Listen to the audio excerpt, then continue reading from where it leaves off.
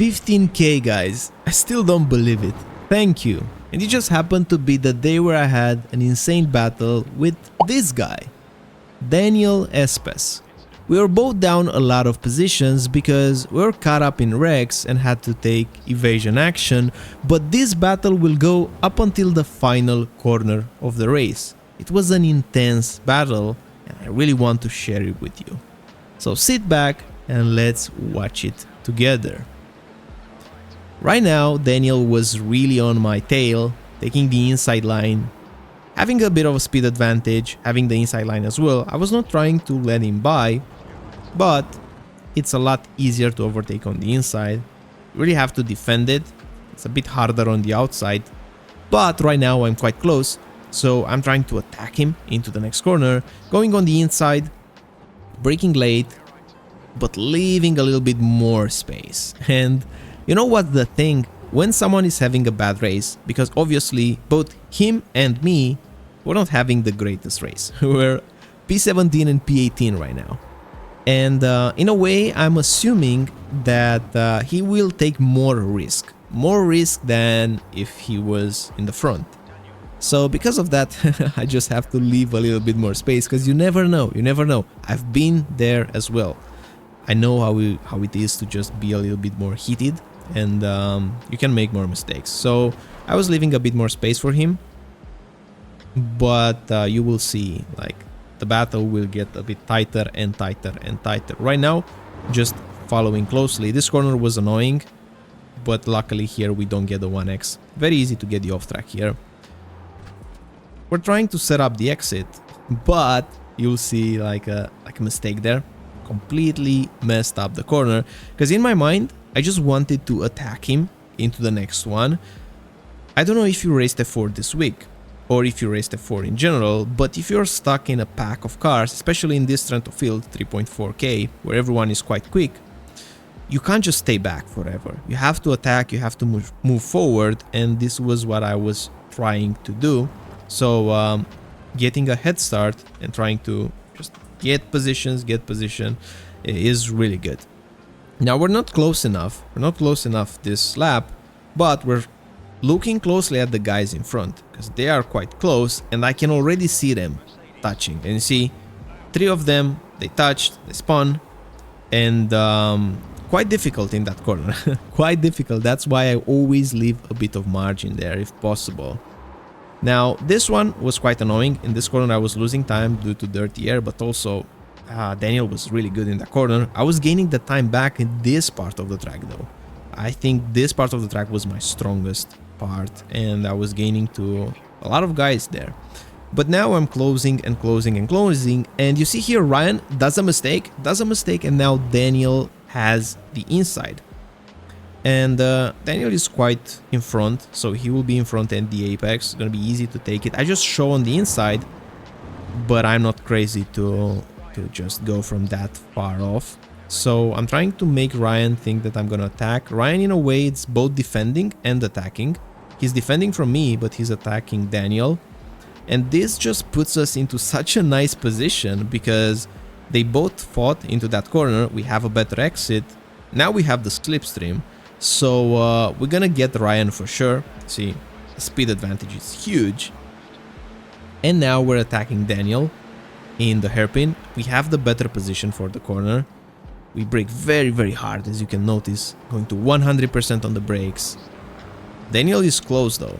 He is very close. You see, 0.0 as the delta says. He is really on my left side, trying to give him space into the next one, trying to brake a bit later.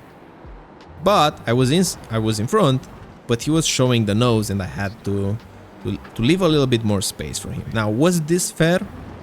I think this was fair. I think that, intimidation works, but I was just not willing to take risks. So I leave the space. We don't lose the position to Ryan, which would have been a shame. And we're following closely to Daniel. As I was saying, we're closing really good into this section of the track, really pressuring him, trying to stay very, very close. And if there was something that I was noticing, it was that Daniel was sliding the car quite a lot. You will see into the next corners as well.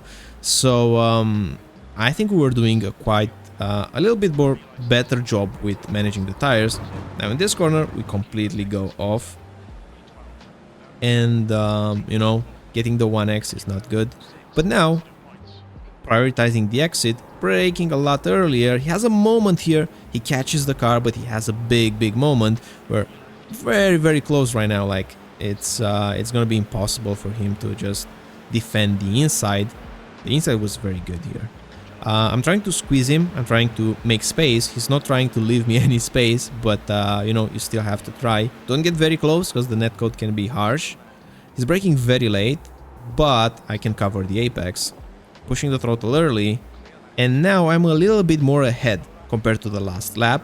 I'm trying to break the draft. I'm going from right to left, and now once again to the right on the apex. I'm trying to cover the inside. He's trying to take the inside. He's not backing off, and I'm braking very hard. He really put a dummy on me here. But now I know when rejoining that he's on my left side, so I make space for him, but then push the throttle aggressively so that I don't lose one position besides this one. Very good move from his part. Like, he was sticking there on the inside. I was defending the inside and really forced me into braking very late. This just shows what pressure can do to you. And really felt the pressure there. Really felt the pressure, and the mistake happened. But we were managing to just keep with him. You see, he's sliding quite a lot there. Sliding quite a lot. And we are once again close, going into turn 1. Now, I was thinking that he will just go wide. Because let me tell you something, and this is something that's not fair. If you're cutting the track in turn 1, you get a 1x, but you can get like 2/10 advantage. And just getting the 1x for 2/10 can be quite good. So I was expecting him to do it. And this is not fair. I think iracing should fix it. But look what happens. He writes me there, push. How the hell is able to do this, guys? Like, he writes me in the chat while driving. So I literally give him a push. I was not attacking him when I saw that message and said, okay, let's push. I don't know how he was able to just type. If you know, let me know in the comments. Looks like Daniel here is both driving and typing. Who knows what else he's doing.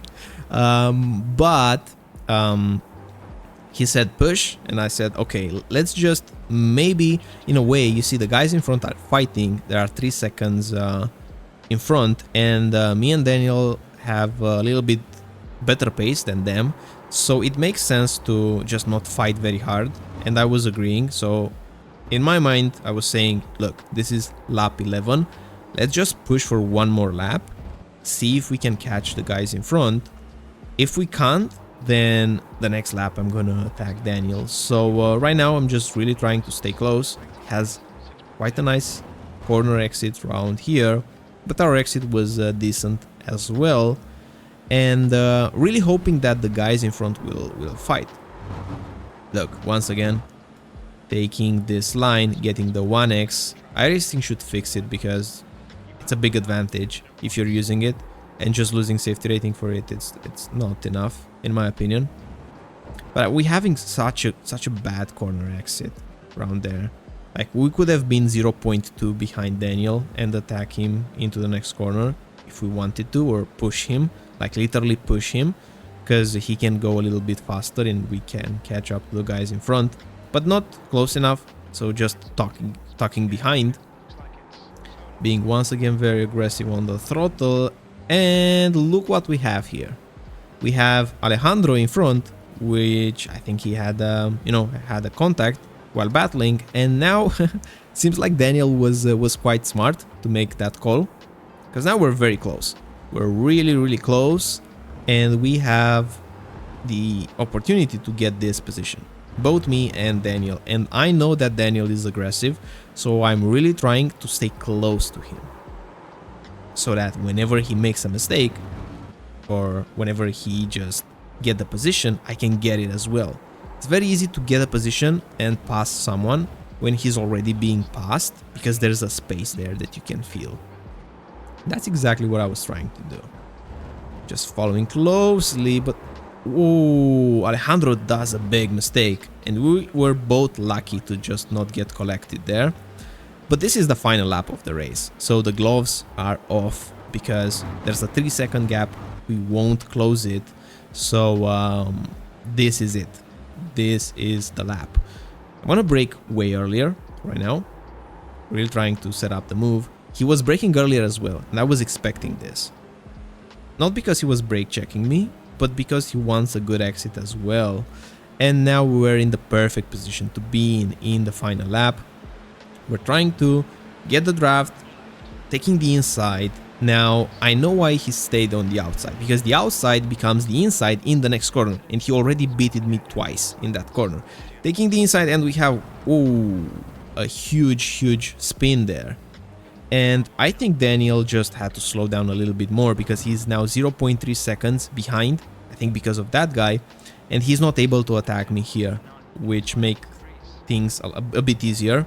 He was very strong into this corner, but he has now the draft, and the draft is quite good. So it's 0.2 seconds behind me. I'm trying to break the draft a little bit, going right then left, taking this corner, missing it a little bit, and now he's very close. I have to defend. I stay on the center of the track, center inside. He goes up top. I'm trying to keep the inside. He is not able to do it. I brake way later, but now this part I don't want to keep the inside open, so I turn very early. This early turning point will push me wide. I get the curb, and this curb throws me to the curb on the inside, and we were able to, you know, just block him there on the apex. It was quite intense there because he was so close, but he was not in front at the apex. I was in front, and yeah, quite unfortunate for him, because I think if that guy would not have spawned into the hairpin, things might have been a little bit different. But anyways, this was the race. Once again, guys, I hope you enjoy seeing some of this, and thanks again for the support. If you want to see more, like, subscribe, and let me know in the comments. And yeah, that's it. Looking forward to see you in the next one. Bye bye.